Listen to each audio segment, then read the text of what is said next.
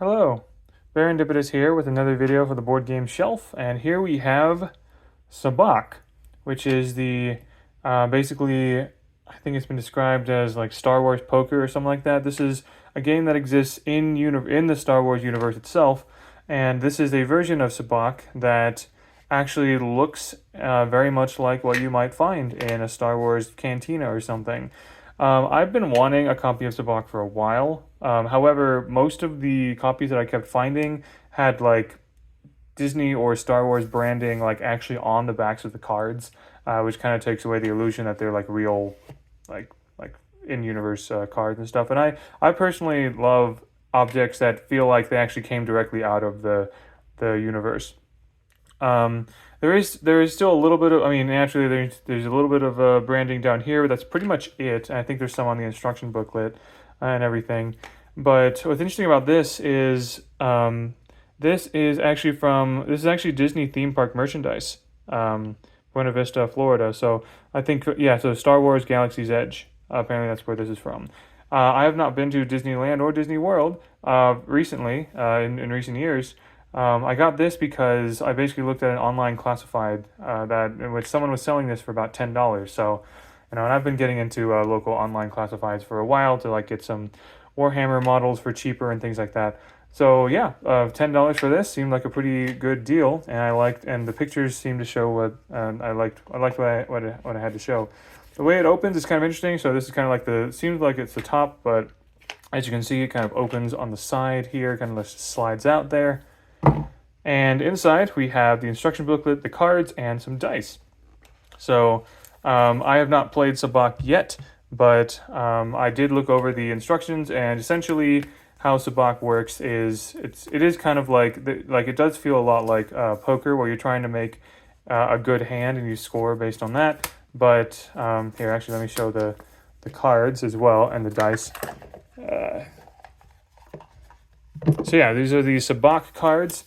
I can't remember where all Sabacc has been featured in Star Wars movies. I know that it does play a role in Solo, the movie Solo, because that's where Han Solo won the Millennium Falcon from Lando Calrissian. I don't remember. I don't remember what Han Solo what hand Han Solo had, but Lando said he had a full Sabacc. I'll explain what that means in a moment. But yeah, these are the like the cards that you would see. The backs of the cards, they all look like this, right? So yeah, they look really, really cool. Like kind of that sort of like space language sort of feel to it and everything. And then also the dice also have just strange symbols all over the place, right? So what does this all mean? That's something I'm very curious about, because I did not know how to play Sabacc before getting this, but I thought it'd be cool to get. So essentially, you have red cards and green cards. Each of the green cards will have either triangles or squares. Any of the cards, red and green, will either have triangles, squares, or circles, right? The number of shapes you see is the number that is basically the number that card represents, right? There are also these here. So you're going to have, let's see, there's a chart in here somewhere. If I can open this up, here we go. All right, so these are all of the cards. You'll see that there's kind of like, gray background cards for, oh dear, it's not focusing. Okay, 1 through 6, +1 through +6, or -1 through -6. And then the dark color ones are +7, +8, +9, or +10. So here I have an example of the triangles 7, 8, 9, and 10. It's not always obvious exactly which number it is for these higher ones. For these lower ones, it's very obvious. You just count the number of shapes in the middle or the number of shapes in the top or bottom. That's the number there. But for these, I believe, let's see. All right, so this is 7, this is 8, this is 9, and this is 10. I think the idea is that I think this is like an 8 side. This is an 8-pointed thing.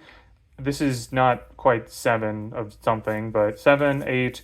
this looks like some kind of queen, and this looks like some kind of king or something. So, yeah, 7, 8, 9, 10, and then 1 through 6. There are also 2 zeros. That's what these are. This is 0. So the idea is that the red cards are negative while the green cards are positive. And what you want throughout the entire game is you want to have all the cards in your hand add up to 0. You want like a perfect balance of everything. So, just kind of like what you want with the Force, right?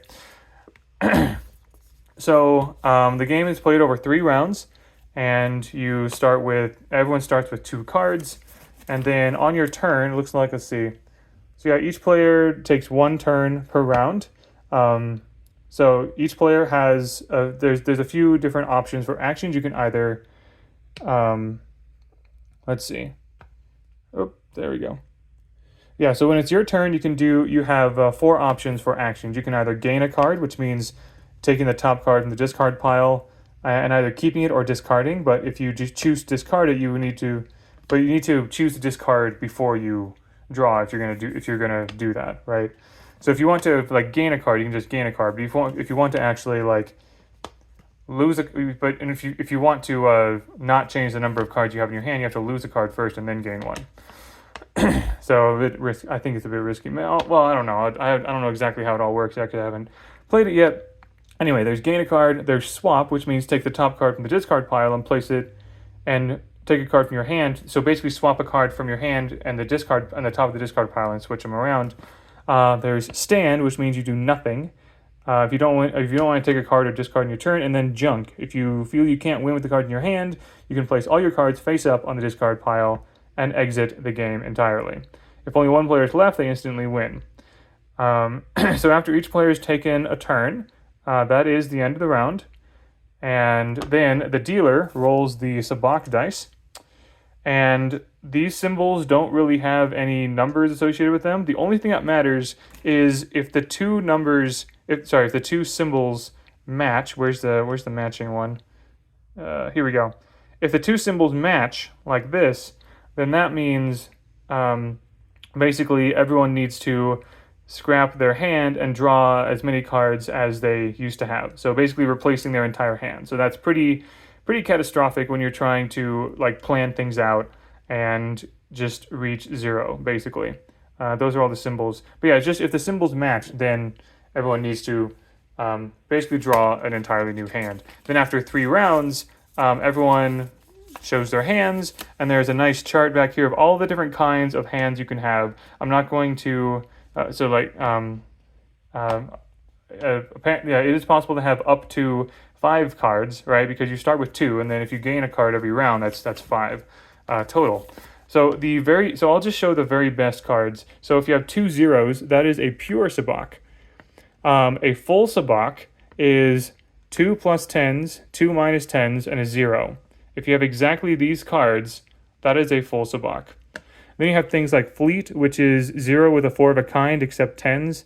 And so if you have a 0 card, as well as a 2 plus 5s and 2 minus 5s, that is a Fleet, for example. Or 2 plus 7s and 2 minus 7s and a 0, things like that. Lots of other fun names like, Yeehaw, Rylet, Squadron, Gee-Whiz, Straight, Chiron, and so on and so forth. I'm not going to go over all of them, of course, but that is basically how Sabacc goes. And I think that's kind of neat where there's this sort of theme of balance. And I mean, yeah, you have to do math to kind of figure out do all these add up to 0. And if they don't, then, I mean, that doesn't mean you lose necessarily. It just means you don't have as good a hand as people whose cards do add up to 0. So that's just like your goal, essentially. So when I'm going to need to watch Solo again to kind of understand what all happened in that game and to see if it actually is accurate to what these rules are. I'm guessing they are, because I don't think Disney Star Wars Galaxy's Edge would have sold this without having fully considered the way Sabacc is portrayed in their movies and everything like that. But yeah, I'm pretty happy to have this, and I'm excited to try it out sometime with fellow Star Wars nerds like my wife and others. So anyway, thank you very much for watching. Hope you enjoyed, and until next time, all the best.